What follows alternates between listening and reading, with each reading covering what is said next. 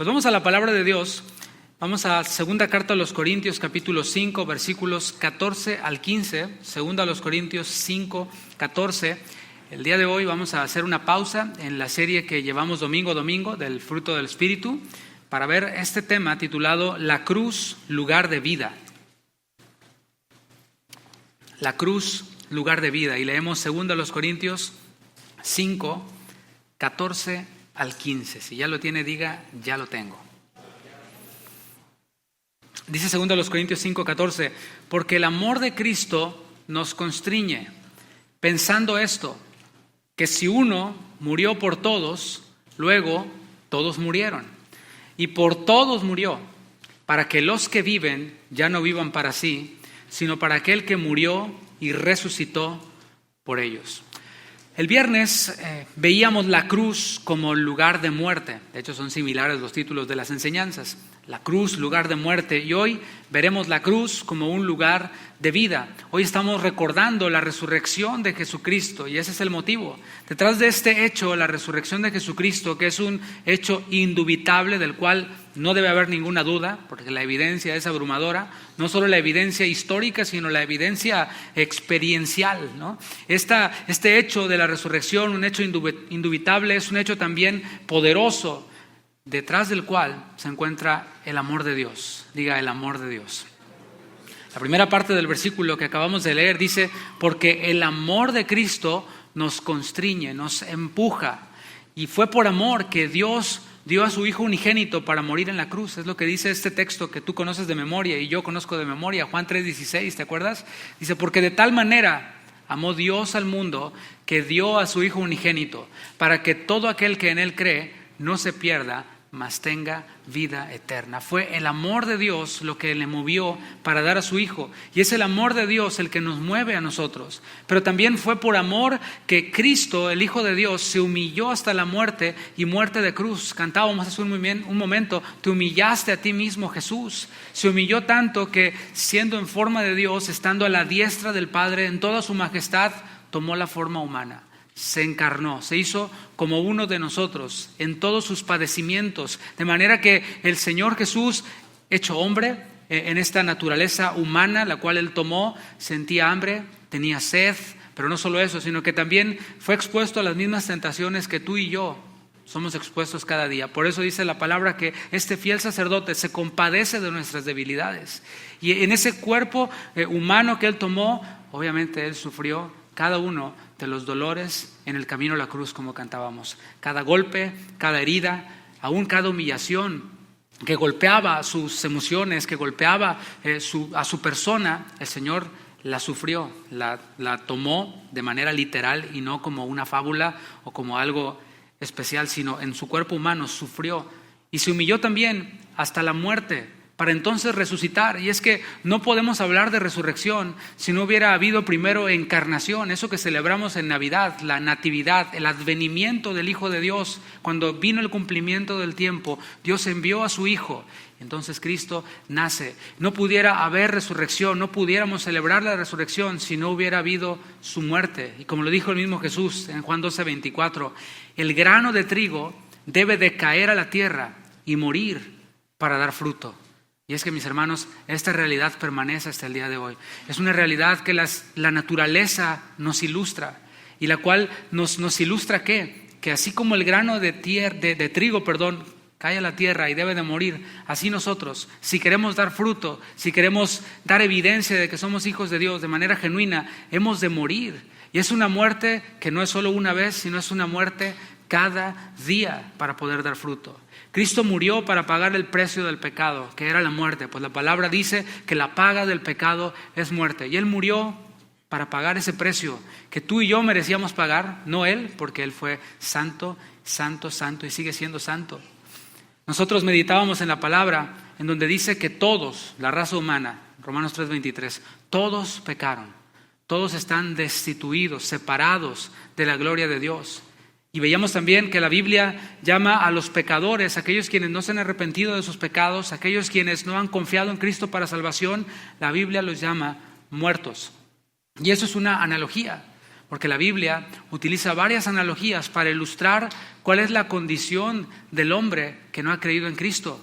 Según Efesios 2:1, dice que nosotros los creyentes, antes de creer en Cristo, estábamos muertos en nuestros delitos y pecados.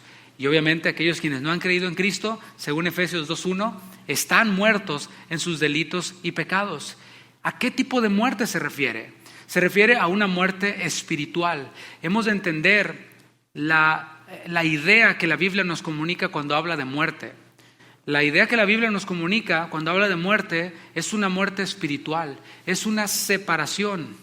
Una separación, ¿por qué? Porque aquellos quienes no han creído en Cristo están muertos espiritualmente, pero físicamente siguen vivos. Nosotros antes de creer en Cristo estábamos vivos físicamente, pero espiritualmente estábamos muertos, estábamos separados de Dios. Si hubiéramos muerto físicamente en ese tiempo antes de conocer a Cristo, hubiéramos ido a una muerte eterna, allí sí, sin posibilidad de salvación. Una separación de Dios de manera eterna. Ya no hay vuelta atrás cuando este cuerpo muere si no hemos creído en Cristo para salvación. Y esto de lo que yo te estoy hablando es algo que no es popular. Es más popular el conejito, ¿verdad? Son más populares los huevitos pintaditos. Pero, mis hermanos, hablar de la cruz es hablar de muerte por el pecado y trae a la luz la realidad de que aquel quien ama más las tinieblas que la luz está ya en condenación y va hacia una condenación de la cual ya no hay muerte, ya no hay vuelta atrás. Y estaba aquel hombre rico, ¿te acuerdas? El Señor Jesús habló de un hombre rico, el cual hacía banquetes, el cual pues vivía la vida y la disfrutaba a plenitud, lo que muchos anhelan y por lo que muchos corren y se estresan. Este hombre lo tenía, pero un día murió. Y aquel mendigo que estaba a la puerta y que comía de las obras estaba disfrutando de la gloria de Dios. Y aquel rico estaba en la condenación eterna y decía, pues que alguien me traiga aunque sea algo para mojar mi lengua. Pero ya no había vuelta atrás, había solo muerte y condenación para él. Y él decía, pues aunque sea manda a alguien, ¿verdad? Déjame ir yo para hablarle a mi familia acerca de esto, que es una realidad. Y escuchó la voz que decía, no hay vuelta atrás. Ya estás ahí, nadie puede volver. O sea, la Biblia nos habla claramente de eso, ¿no? O sea, no es como que puedas hablar con los muertos y cosas de estas, o como que hay purgatorio, o como que hay reencarnación. Esas son ideas, dice un pastor por ahí conocido, dice que son marihuanadas, ¿no? Está establecido que muere el hombre una vez y después de esto el juicio.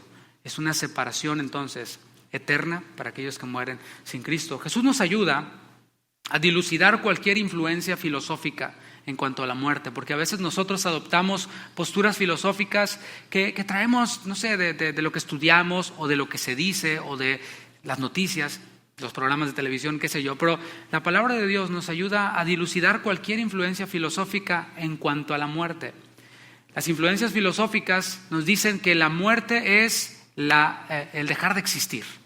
Alguien quien muere, según la filosofía, deja de existir, ya pues viviste y cuando mueres apagan la luz y se acabó todo. Es un blackout, allí terminó todo. Pero mis hermanos, esto no va con lo que dice la palabra de Dios. Y el Señor derriba esas ideas filosóficas y el hombre pues jactándose de gran sabiduría inventa cosas como estas. Y al hombre, por supuesto, le encanta esa idea, ¿no? Porque si la vida es una y hay que vivirla, pues, y todo acaba cuando me muero, bueno, hay que echarle ganas, hay que disfrutar todo a costas de lo que sea. Pero el Señor, toda esa sabiduría del hombre, dice la palabra que es ignorancia, es tontería para Dios, es necedad para Dios.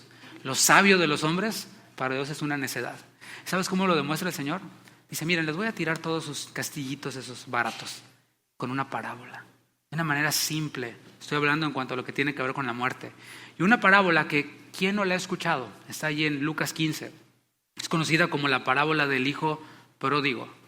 Es una manera de derribar la sabiduría de los hombres magistral y clara, porque estas parábolas son entendidas y entendibles por todas. Quiero recalcar que esta parábola del hijo pródigo está alrededor de otras dos parábolas, de la moneda perdida y de la oveja perdida. ¿De qué está hablando el Señor a través de esta secuencia de parábolas? Está hablando de salvación, diga salvación. De eso estamos hablando ahora, de salvación. Entonces, ahí el Señor nos ilumina en cuanto a lo que tiene que ver con la muerte espiritual.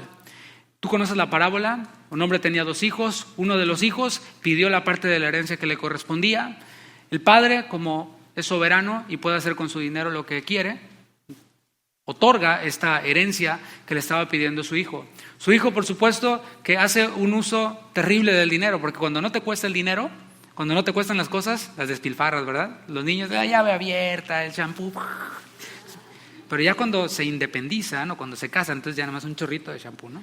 3 cuadritos de papel de baño y un poquito, un chorrito nomás de agua. Entonces este hijo se quema la herencia súper rápido, viviendo la vida loca.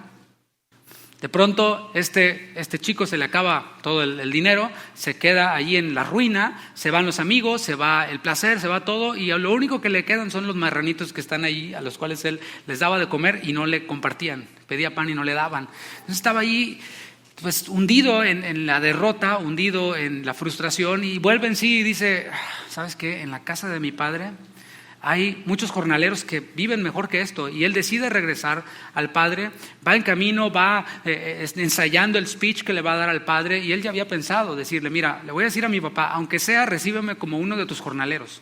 No estoy demandando que me vuelvas a poner como hijo, que me vuelvas mucho menos a dar una herencia, ya me la quemé, ¿no? Reconozco que no lo merezco, pero aunque sea, acéptame como uno de tus jornaleros. Entonces este muchacho va en camino, ensayando el speech, el padre a lo lejos le ve venir y corre, el padre le abraza, pone un anillo en su mano, hace fiesta, lo viste nuevamente, lo perfuma, lo pone guapo y le dice, vámonos a festejar, hijo mío. Y en Lucas 15:24 está el punto que quiero tocar en cuanto a la muerte. Dice el padre, porque mi hijo, muerto era. ¿Viste?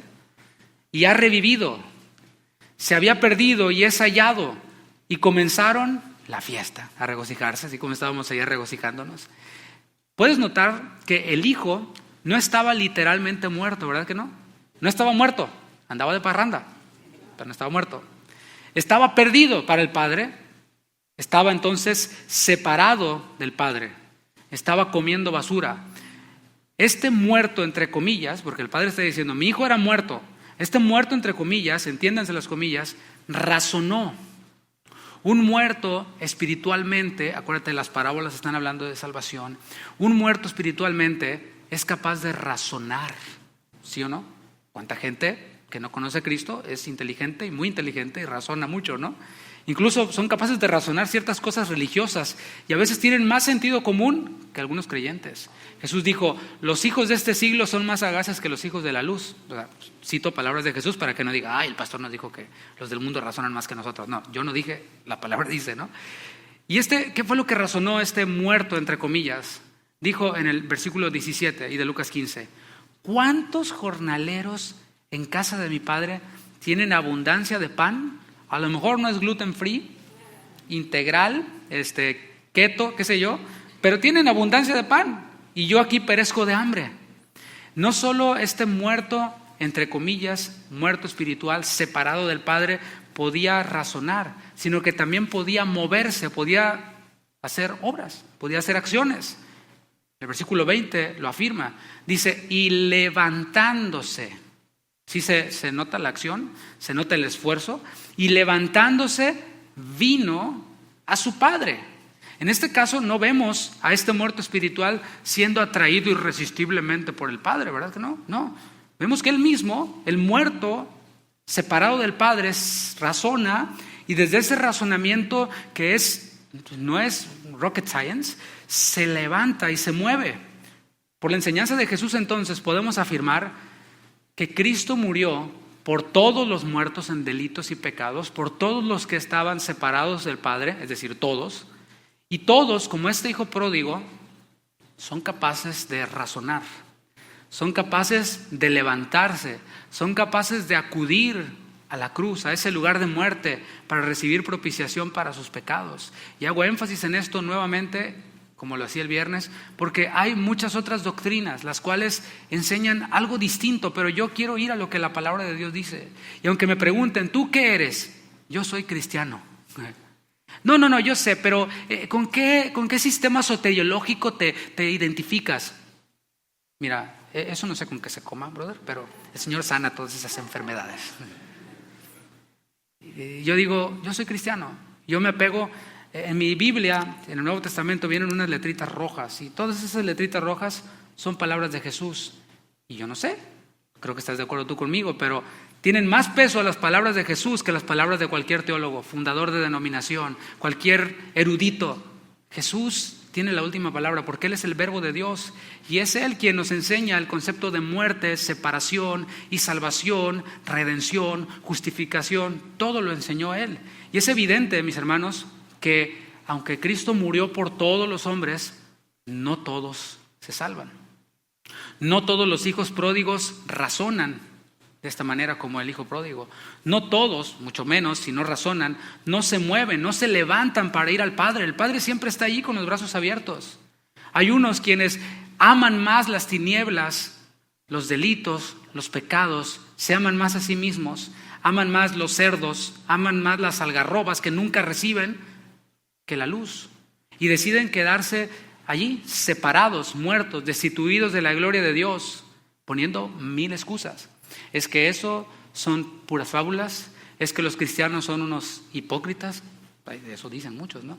Es que los pastores son unos defraudadores, es que bla, bla, bla, bla. Pero no es más que una excusa para quedarse muertos en sus delitos y pecados. Sin embargo, todos aquellos quienes fuimos hallados por el Padre, porque sí, razonamos, nos levantamos, pero al final el Padre estaba ahí esperando y nos halló Él también. O sea, no están peleados una cosa con la otra. Él dijo, perdido era este hijo y es hallado. Él nos encontró. Él, mis hermanos, Él es quien hace todo. No estamos atribuyéndole al hombre absolutamente ningún poder para salvación. Fue Cristo quien murió. Es el hombre quien cree. Todos los que creyeron, a los que le recibieron, el Señor les da la potestad de ser hechos hijos de Dios. Todos aquellos quienes fuimos hallados por el Padre, ya no estamos muertos en delitos y pecados, sino que estamos, escucha esto, muertos al pecado. Por eso nuestro texto base dice ahí en 2 Corintios 5:14, porque el amor de Cristo nos constriñe pensando esto, que si uno murió por todos, luego todos murieron. Unos murieron en pecado, otros morimos al pecado. El pecado ya no es nuestro Señor, es nuestro enemigo. Anoche fui a cenar con mis hijos y estaban en las pantallas una pelea de como kickboxing. Entonces, pues en lo que comíamos, tú sabes, ¿no? Están las pantallas y uno voltea y volteé y en eso estaba uno de los dos luchadores trepado arriba del otro dándole unos así durísimo. Y le decía a mis hijos, así tenemos que pelear contra el pecado. Así, dándoles unos buenos, ¿no? El pecado ya no es nuestro Señor. Antes el pecado nomás le hacía así y ahí vamos, ¿no? No le decía, y de volada ya estábamos ahí, ¿no? Y estábamos esperando que fuera payday para ir y darle vuelo a la hilacha. Y no pecábamos porque pues al otro día tengo que trabajar, pero ganas sobran, nomás que mañana hay que ir a trabajar. Y no quiero ir todo crudo a trabajar, pero espérate que sea viernes y todo lo de la semana, ¿no? Ojalá con esa misma pasión sirviéramos al Señor. Pero bueno, vuelvo al tema, ¿no? Ahora estamos muertos al pecado, ya no le debemos obediencia, al contrario, es nuestro enemigo y estamos llamados a mortificarlo, a acabar con él, ¿no? Dice 2 Corintios 5:14, todos murieron, Cristo murió por nosotros, es lo que dice la palabra. Murió por sus hijos, murió por sus ovejas, murió por su iglesia, todas las analogías que tú quieras ver en la Escritura en cuanto a los creyentes, Cristo murió por los creyentes. Pero también murió por todos. Y eso lo reafirma el siguiente versículo. Lo que dijo en el versículo 14 lo reafirma en el 15 y dice, y por todos murió. ¿Por quiénes murió Cristo? No matter what you read, no matter what you listen, no importa lo que escuches, no importa lo que leas, la palabra es nuestra regla de fe y de conducta. Y dice claramente, repite 14 y 15, y por todos murió. La cruz, mis hermanos, no fue el final para Cristo. Allí no acabó todo. Hubieron miles de crucifixiones en los tiempos del Señor, de tal manera que la madera se agotaba, pero no porque estaban construyendo muchos como en ese tiempo, ¿no? Construyendo casas y cosas, sino que estaban siendo muchas personas crucificadas. Y el Imperio Romano mandaba un mensaje y decía, esto le va a pasar a los que no se sometan a nuestro señorío. Y muchos morían allí crucificados porque se lo habían ganado, porque eran criminales, porque eran rebeldes al gobierno, Pero no podemos omitir la realidad de que también muchas personas inocentes murieron allí. El sistema judicial, el sistema de justicia falla a veces. O no me vas a decir que no mueren en un país como ese, en donde hay pena de muerte en varios estados. No han muerto, no han sentado en esas sillas eléctricas hace años, o no han puesto inyecciones letales a personas que eran inocentes, porque el sistema judicial a veces falla. Bueno, no era la excepción en tiempos del Señor. Personas inocentes seguramente fueron crucificadas. Y allí pudieras decir, ok, pues esta otra persona también fue crucificada y también era inocente, así como Cristo. La gran diferencia es que quien murió en la cruz, de quien estamos hablando y a quien adoramos y exaltamos, era y es el Hijo de Dios. Fue Él quien murió. Y lo que hace otra gran diferencia es lo que nos tiene aquí reunidos, es que el Hijo de Dios, que fue crucificado en la cruz, se levantó de la muerte. Esa es la gran diferencia, ¿no crees? Así que recordemos su resurrección. Vamos allá a Lucas capítulo 24. Vamos a recordar la resurrección del Señor. No vamos a ver todos los detalles, solo vamos a leer y a detenernos un poquito. Dice Lucas 24, del 1 al 12. Si ya lo tiene, diga, ya lo tengo.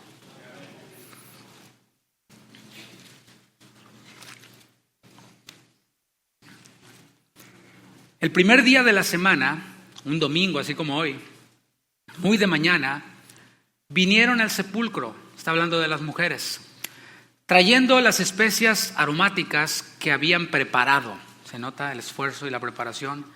Y algunas otras mujeres con ellas. Y hallaron removida la piedra del sepulcro. Y entrando, no hallaron el cuerpo del Señor Jesús. Aconteció que estando ellas perplejas por esto, he aquí que se pararon junto a ellas 2 varones con vestiduras resplandecientes, y como tuvieron temor y bajaron el rostro a tierra, les dijeron: ¿por qué buscáis entre los muertos al que vive? No está aquí, sino que ha resucitado. Acordaos, subraya eso, acordaos de lo que os habló cuando aún estaba en Galilea, diciendo: es necesario que el Hijo del Hombre sea entregado en manos de hombres pecadores y que sea crucificado y resucite al tercer día. Estas mujeres llegaron a servir, dispusieron de su tiempo, llegaron y prepararon todo. ¿Para qué? Para ungir el cuerpo del Señor. Sin embargo, mis hermanos, el cuerpo ya no estaba allí. Y cuando se aparecen los ángeles, ellas se llenan de temor. ¿Por qué vino el temor a las vidas de estas mujeres siervas que estaban haciendo algo bueno, algo honroso, pero estaban llenas de temor? El temor fue a causa de que se olvidaron de las palabras del Señor. Cuando nosotros nos olvidamos de las palabras del Señor, es cuando viene el temor a nuestra vida. Pero el verdadero amor echa fuera el temor. Cuando estamos en momentos de temor, cuando estamos en momentos de estrés, cuando estamos en momentos de depresión, ¿a cuál puede llegar? Tristeza, confusión, hemos de recordar las palabras del Señor. Si no abrimos la Biblia, nunca vamos a salir de ahí. Y hay quienes se niegan a abrir la Biblia y acuden al psicólogo, al terapeuta, al sobador, al que les lea el tarot, el café, el quién sabe qué, ¿no? Tristemente, algunos cristianos, ¿no? ¿Cómo salir del temor? ¿Cómo salir de la depresión? ¿Cómo salir de la confusión? Acordaos de lo que os habló el Señor cuando uno estaba en Galilea.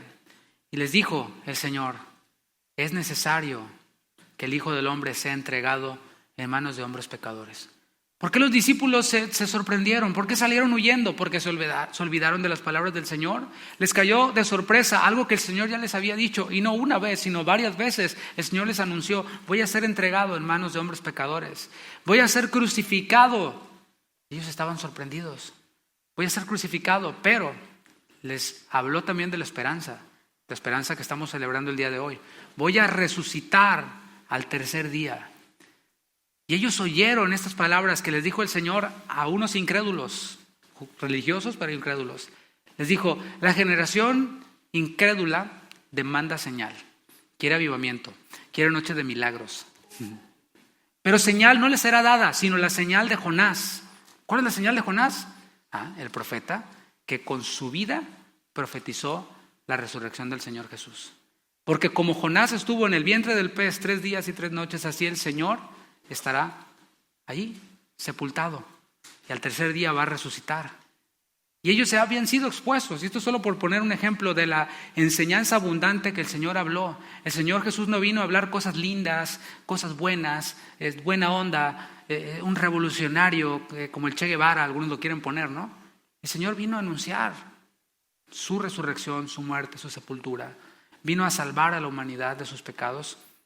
Versículo 8. Entonces ellas se acordaron de sus palabras y volviendo del sepulcro dieron nuevas de todas estas cosas a los 11. Y estas palabras que vemos ahí, donde dice dieron nuevas, allí en el original aparece la palabra evangelión, que es la palabra traducida también como evangelio.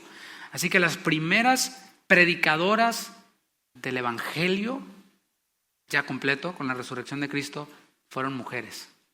Hay algunos que se retuercen en la silla cuando oyen esto, ¿no? Pero nuevamente, ¿para qué la complico? Mejor voy a lo que el Señor hizo. Pero fíjate, no solo mujeres predicando el evangelio, mujeres predicándoles el evangelio, ¿a quiénes? A los 11 varones, a los 11 apóstoles, como les llamaban, columnas, a las columnas del Señor, de la iglesia. Bueno, es lo que vemos aquí. Esto es doctrina secundaria, pero pues es bueno observarlo aquí en la palabra. Dice, y predicaron el evangelio o dieron nuevas de todas estas cosas a los 11 y a todos los demás.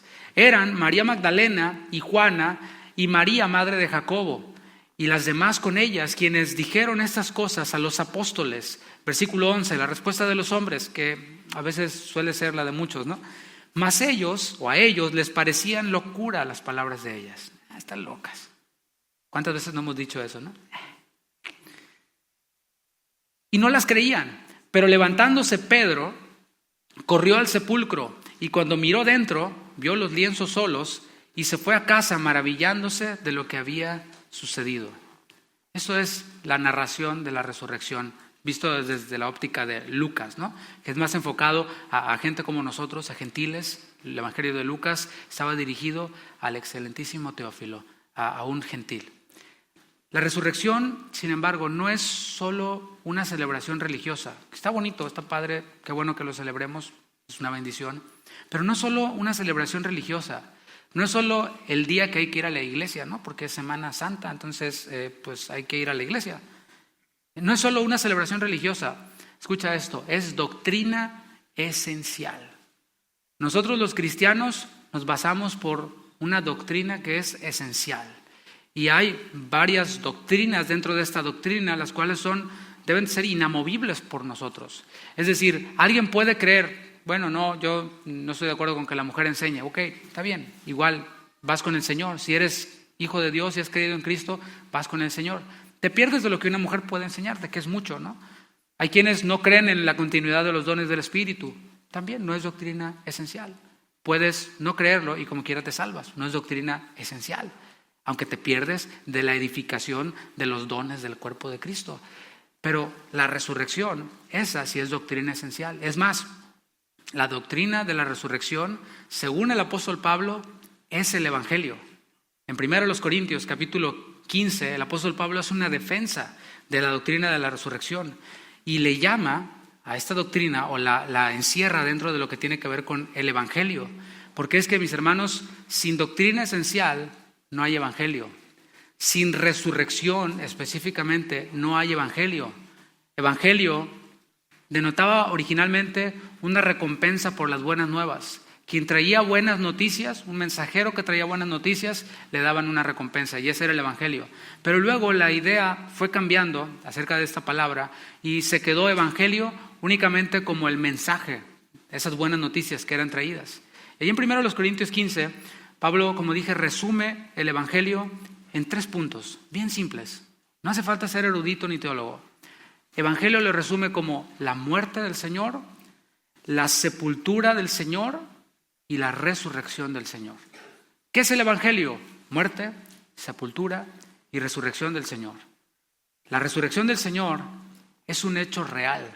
¿Por qué Pablo tuvo que defender esa doctrina? Bueno, porque había algunos que estaban con sus rollos tratando de filosofar demasiado, de buscarle el quinto pie al gato, y estaban diciendo que la resurrección no había sido un hecho real, que no habrá resurrección, que ya resucitamos y que no habrá una segunda resurrección, y Pablo tuvo que entrar y defender esta doctrina esencial. Dice el versículo 5, después de hablar de la resurrección del Señor y cómo apareció a las mujeres, dice, y que apareció a Cefas. Cefas es el apóstol Pedro. Después de que apareció a las mujeres, apareció a Pedro. Así que los corintios que recibían esta carta y que estaban escuchando esta carta que les era leída, podían ir directamente con Cefas, con el apóstol Pedro, y preguntarle: Pedro, ¿tú viste al Señor Jesús resucitado? O sea, ¿lo viste que fue crucificado y luego lo viste resucitado? Y Cefas iba a decir: yo lo vi. Le podían preguntar a Juan: yo lo vi. Por eso ellos decían: lo que hemos visto y oído, eso es lo que enseñamos. Dice, y después a los 12, eso está en Lucas 24:36. Así que, como podemos ver, no era una historia que se había inventado Pablo. Tampoco era una historia que Pablo y Pedro se habían puesto de acuerdo y dijeron: vamos a enseñarla, lo de la resurrección. Habían más testigos. Dice, y luego a los 12, versículo 6. Después apareció a más de 500 hermanos a la vez. O sea, es abrumadora la evidencia, los testigos oculares de la resurrección del Señor, de los cuales muchos viven aún y pueden ir y preguntarles, y otros han muerto, ya duermen.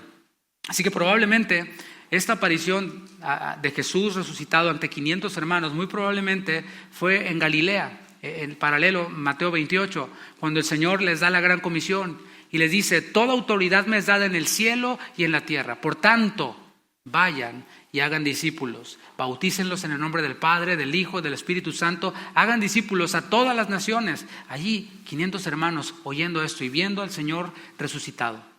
Y sabes, mis hermanos, no necesitamos volver a ver al Señor resucitado como ellos para obedecer esta gran comisión que Él les dio a sus discípulos y nos ha dado a nosotros también como discípulos. Versículo 7, y después apareció a Jacobo. ¿A qué Jacobo se refiere? No al apóstol Jacobo, sino a Jacobo, Santiago, el medio hermano del Señor. Aquel quien, mientras que Jesús desarrollaba su ministerio, un día llegó a una casa donde estaba predicando el Señor, iba con sus otros hermanos y dijeron: hey, venimos por Jesús. ¿Por qué? Es que no come. O sea, de estar tanto haciendo dizque el ministerio, ni come, está súper ocupado, y nosotros nos lo venimos a llevar porque como que ya se está volviendo loco. Ese era Jacobo. ¿Te imaginas cómo fue ese momento cuando se aparece el Señor Jesús a su medio hermano Jacobo, resucitado, y le dice: ¿qué onda, mi Jacob? Sí, era real. Jacobo creyó en el Señor Jesucristo. Esto lo vemos, ya hay evidencia de esto bíblica. El último de todos, dice Pablo, como a un abortivo, a un nacido antes de tiempo, me apareció a mí.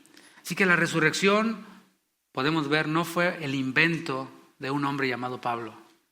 La resurrección es lo que hace que nuestra fe sea real. La resurrección es lo que hace que nuestra fe no sea una religión más. Es que bueno, todos los caminos llevan a Dios. Ok, suena bonito, pero Jesús dijo: yo soy el camino, la verdad y la vida, y nadie viene al Padre si no es por mí. Jesús fue el único que resucitó. No es a través de Buda, no es a través de Mahoma, no es a través de Nazón Joaquín, de whatever, otro profeta o cualquier otro disque ungido. Es solo a través de Jesús, porque solo Él resucitó, y eso es lo que hace del cristianismo algo completamente distinto a cualquier otra religión. Si tú estás buscando una religión, hay una lista enorme, y a lo mejor encuentras la que se acomode con tus necesidades, entre comillas, o con tus gustos, pero en el cristianismo Cristo es el Señor y es su palabra la que nos rige, y la resurrección es fundamento de nuestra fe. Ahora, la resurrección de Cristo tiene un impacto eterno. El impacto eterno es que nosotros resucitaremos con Él. Y ese no es el tema el día de hoy. Lo hemos hablado en otras oportunidades, pero tampoco eso lo ofrecen las religiones. Las religiones te ofrecen paz interior, sanidad interior, que te sientas bien contigo mismo, que te ames a ti mismo todavía más, así, ¿no? Pero el cristianismo y la resurrección tienen un impacto eterno, que es resucitar juntamente con Él. Sin embargo, esta resurrección tiene un impacto que se manifiesta en nuestro paso por esta vida, porque por si no te has dado cuenta, en esta vida estamos solo de paso. Es muy corta esta vida. Y conforme nos vamos haciendo más maduros, van a decir viejos, conforme nos vamos haciendo más maduros, como que los días se van acortando. Y no es que en realidad los días se van acortando, es que nosotros nos estamos envejeciendo y nuestro cuerpo se resiste a morir. Cuando éramos pequeños decíamos, ay, ¿cuándo va a venir mi cumpleaños? ¿No? Y estabas así contando y se te hacía eterno cuando llegara tu cumpleaños. Se te hacía eterno cuando terminaras la primaria. Se te hacía eterno cuando terminaras la secundaria. Pero ya después de que te vuelves productivo, independiente, cuando tienes una familia, los días se van rápido. Y dices, otra vez el bill de la luz.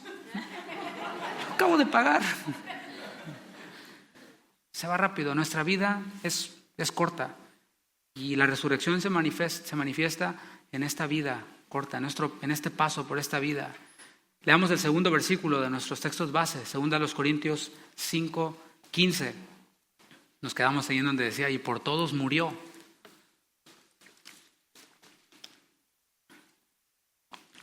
Dice, para que los que viven ya no vivan para sí, sino para aquel que murió y resucitó por ellos. Aquí podemos ver más claramente la distinción entre los que se pierden, como dice la palabra, y los que se salvan.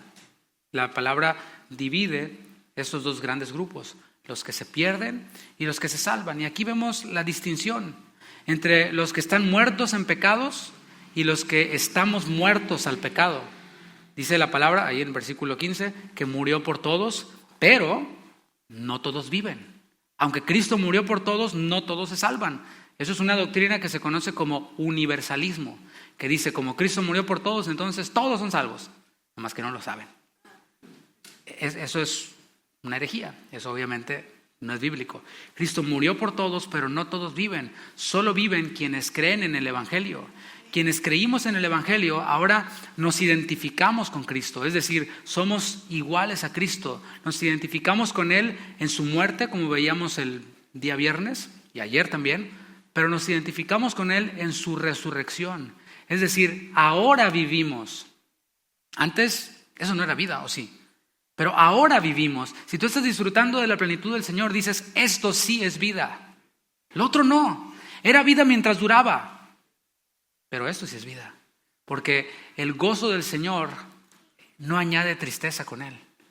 En el gozo del Señor no hay cruda, para que me entiendas, ¿no? No hay resaca. No hay, ¿qué hice ayer? Pues, ¿qué hiciste ayer si fuiste allá al picnic? ¿Te gozaste con los hermanos? Si te duele algo es porque pues, hay que moverse más seguido, ¿no?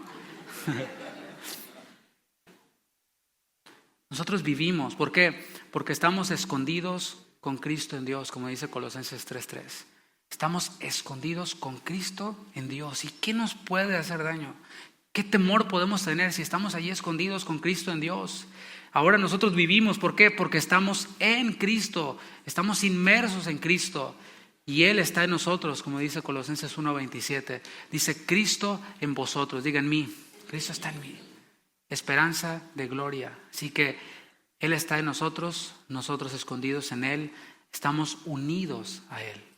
Romanos 6:5 dice, porque si fuimos plantados juntamente con Él, en identificación con Él, fuimos plantados en la semejanza de su muerte, como veíamos, cuando nosotros creímos en Cristo, morimos al pecado, morimos al yo.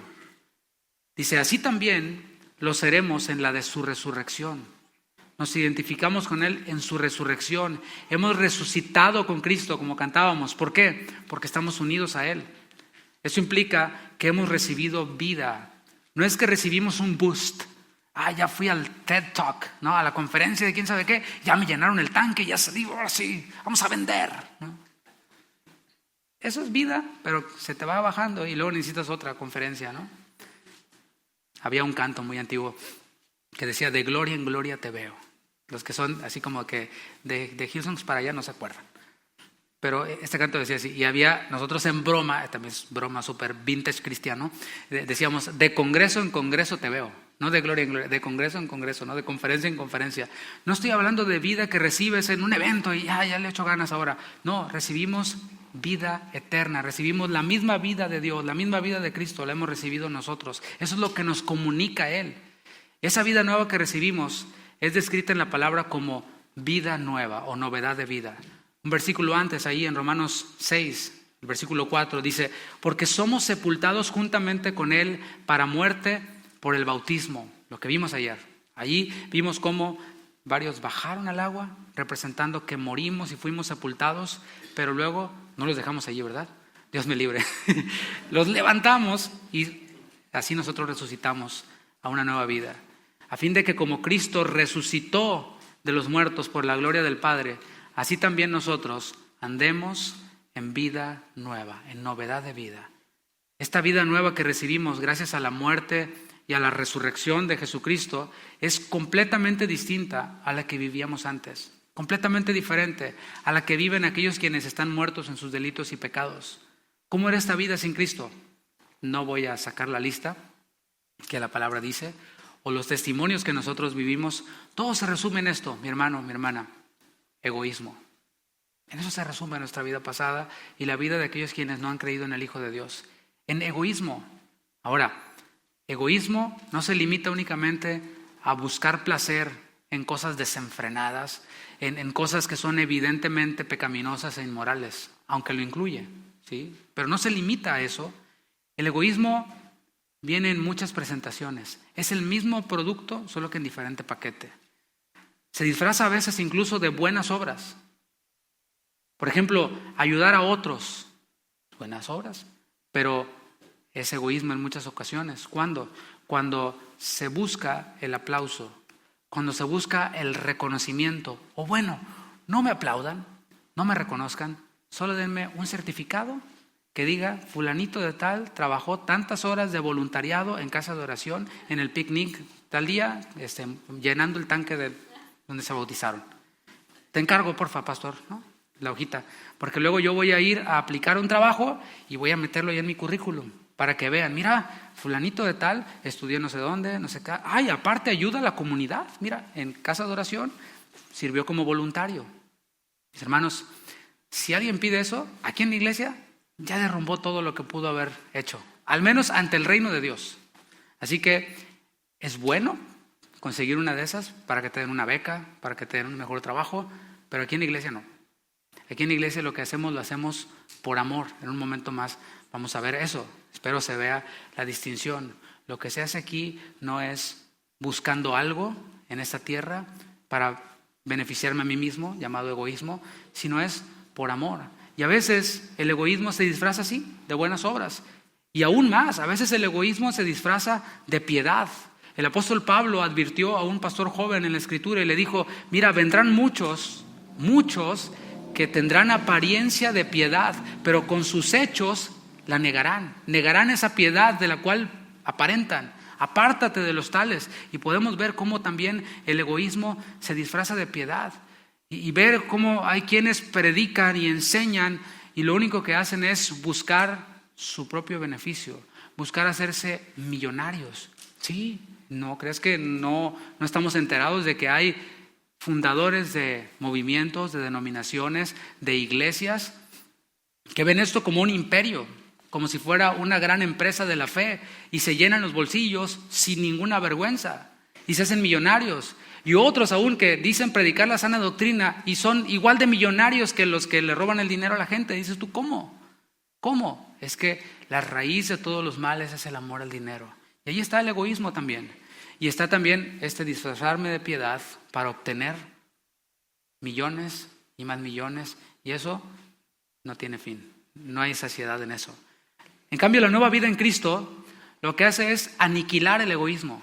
Por un lado, el falso evangelio que muchos predican, egoísta, es: ámate a ti mismo, sueña en grande, tú eres lo máximo, aquí estás en casa. Y eso es lo que muchos falsos profetas hacen sentir a la gente, ¿no? Aquí sí te amamos, pero más tu billetera, ¿no? Pero la nueva vida en Cristo lo que hace es aniquilar el egoísmo. Ahí está tu egoísmo, ¿no? Un niño con su globo llamado egoísmo y ahí está tu egoísmo.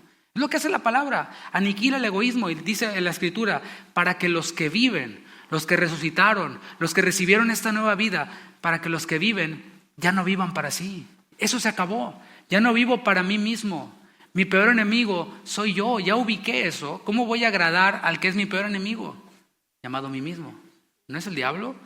¿No es las huestes de demonios y el espíritu de temor? ¡Huye! Y el espíritu de maldad y todas esas cosas, ¿no? Eso no es mi peor enemigo. Mi peor enemigo, según la palabra, se llama a mí mismo. Cuídate de ti mismo y de la doctrina. Vemos cómo la nueva vida en Cristo aniquila el egoísmo, para que los que viven ya no viven para sí. Y esta nueva vida no es para que nosotros mismos la formemos. Ok, voy a diseñar mi nueva vida en Cristo. Lunes esto, martes lo otro, y diseñarla yo. No. La nueva vida en Cristo está descrita en Efesios 4:17. No lo vamos a ver el día de hoy, solo anótalo. Ya tienes tarea, mira. Efesios 4:17. Los que no van a trabajar mañana o no van a la escuela mañana, mira, ya tienen tarea. Si tu hijo te dice, I'm boring, estoy aburrido, Efesios 4:17 hasta el 32, allí está escrita la nueva vida en Cristo. Cuando lo leemos nos damos cuenta de que no tiene nada que ver con lo que vivíamos antes de conocer al Señor. También esta nueva vida está descrita en Gálatas 5:22 al 23, que es lo que estamos viendo cada domingo. El fruto del Espíritu, amor, gozo, paz, paciencia, benignidad, bondad, fe, mansedumbre, templanza. Esa es la nueva vida en Cristo. Y esta nueva vida en Cristo se resume en las palabras de Pablo, en la última parte de este versículo. Dice, y por todos murió, segundo a los Corintios 5:15, para que los que viven ya no vivan para sí. Aquí se resume, sino para aquel que murió y resucitó por ellos. Si yo he resucitado con Cristo, tengo esta nueva vida. Estamos hablando de vivir a Cristo, como dice Filipenses 1:21, porque para mí el vivir es Cristo. Estamos hablando de vivir en la fe del Hijo de Dios, como dice Gálatas 2:20. La vida que ahora vivo en la carne, esta nueva vida, esta vida de resucitado, la vivo en la fidelidad del Hijo de Dios.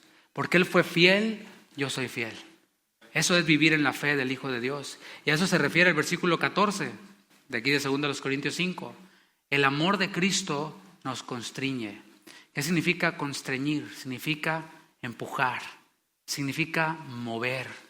Así que hoy aprendiste una palabra nueva. Constreñir es mover. Si quieres ponerte bíblico con tus hijos, le quieres decir, hijo, constríñeme esa ropa de la lavadora y ponla en la secadora. Ya estás hablando más bíblicamente, ¿no? El amor de Cristo nos mueve. No es el pastor el que me mueve. Yo no tengo que esperar a que me hable mi pastor para decirme, David, ¿ya leíste la Biblia el día de hoy? ¿Te imaginas? Mi pastor, el pastor Chuy hablándome, David, no olvides ir este domingo a predicar a la iglesia. No lo olvides. No. El amor de Cristo me constriñe. Y a veces decimos, bueno, ¿y qué? A ver, si no lo hago, ¿qué va a pasar? Si no me conecto al discipulado, ¿qué va a pasar? Nada. Ni para bien ni para mal. No vas a ser ni más espiritual, ni tampoco vas a ser el peor pecador del mundo. Es que el amor de Cristo me constriñe. Y no tengo necesidad de que me estén presionando y puchando, hablando en Tex-Mex. Y ahí, órale hermano, ya ándele, conéctese. Y aquí le recuerdo que se tiene que conectar. No, es que el amor de Cristo me constriñe. ¿Se entiende? Es que como he entendido que Él murió por mí, que Él todo lo dio por mí, que Él fue sepultado por mí, que Él se encarnó por mí, y cada golpe recibido, como cantábamos, estaba pensando en mí. Ese amor me mueve.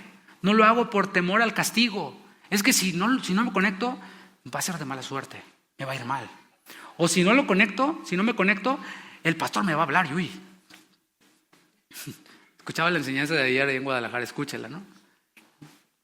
Y decía el pastor, algunos se casan en casa de adoración, siempre hay ovejas descarriadas por todos lados.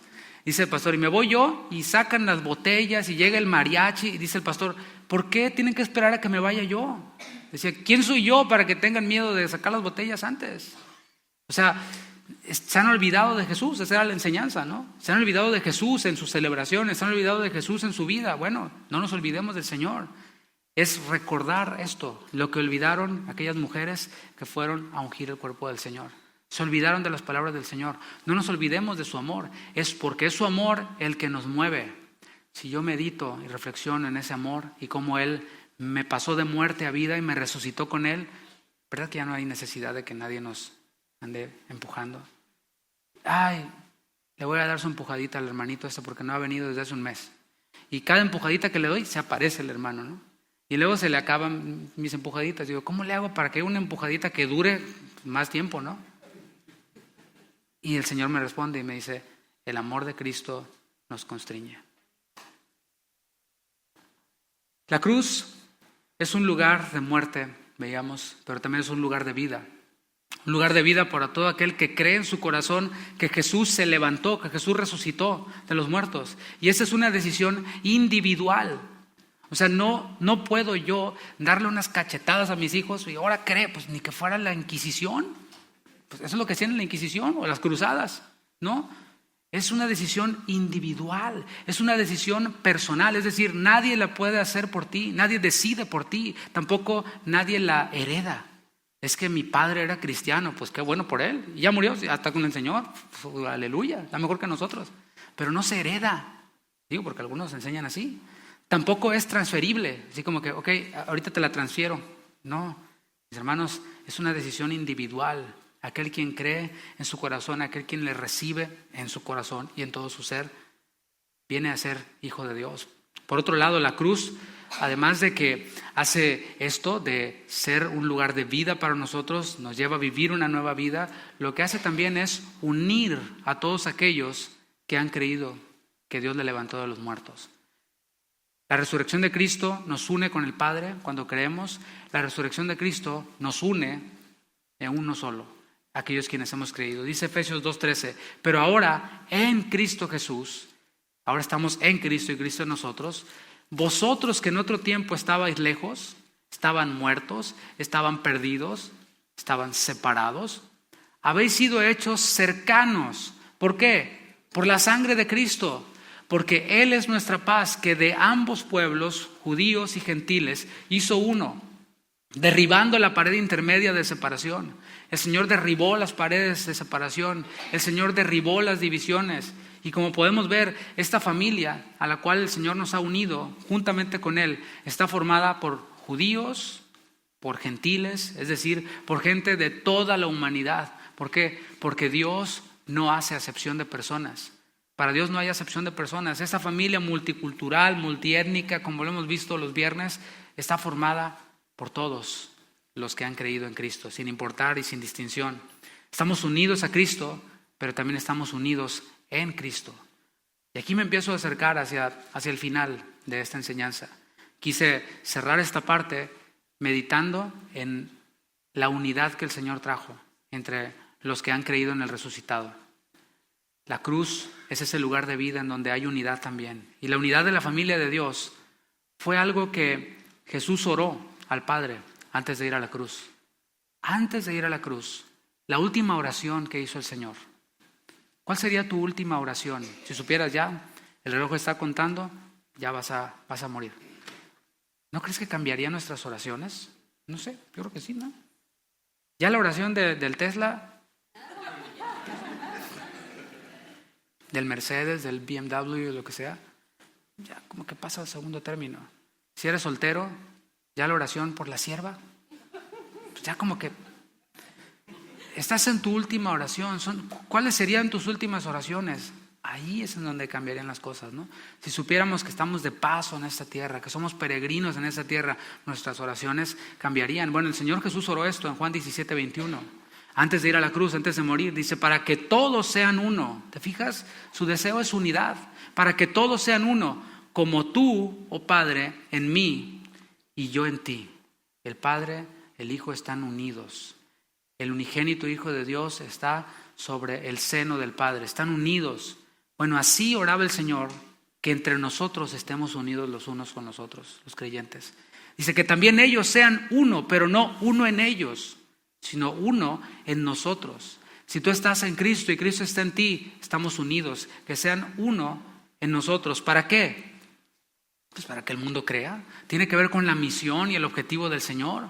Porque si entre nosotros estamos divididos, no es que yo soy del Ministerio de Alabanza y fúchila a los de multimedia. ¿Qué es eso? Eso no es vivir a Cristo. Para que sean uno, y así el mundo no va a creer si nosotros estamos divididos. Para que el mundo crea que tú me enviaste. La gloria que me diste, yo les he dado. Para que sean uno, así como nosotros somos uno. ¿Te fijas el énfasis? Yo en ellos y tú en mí. Para que sean perfectos en unidad. Cuando estamos divididos, en vez de comunicar que Jesús es el Hijo de Dios, comunicamos que el Hijo y el Padre no están unidos. Estamos comunicando que hay defecto en Dios. Es cosa seria, ¿no crees? Yo en ellos y tú en mí, para que sean perfectos en unidad, para que el mundo conozca que tú me enviaste y que los he amado a ellos como también a mí me has amado. Esta oración la hizo el Señor después de haber tenido comunión con sus discípulos, después de haber cenado esta última Pascua. En aquella última cena de la Pascua con sus discípulos, el Señor instituyó la conmemoración de la cena del Señor o de la comunión. Acompáñame primero a los Corintios 11, 23 al 26.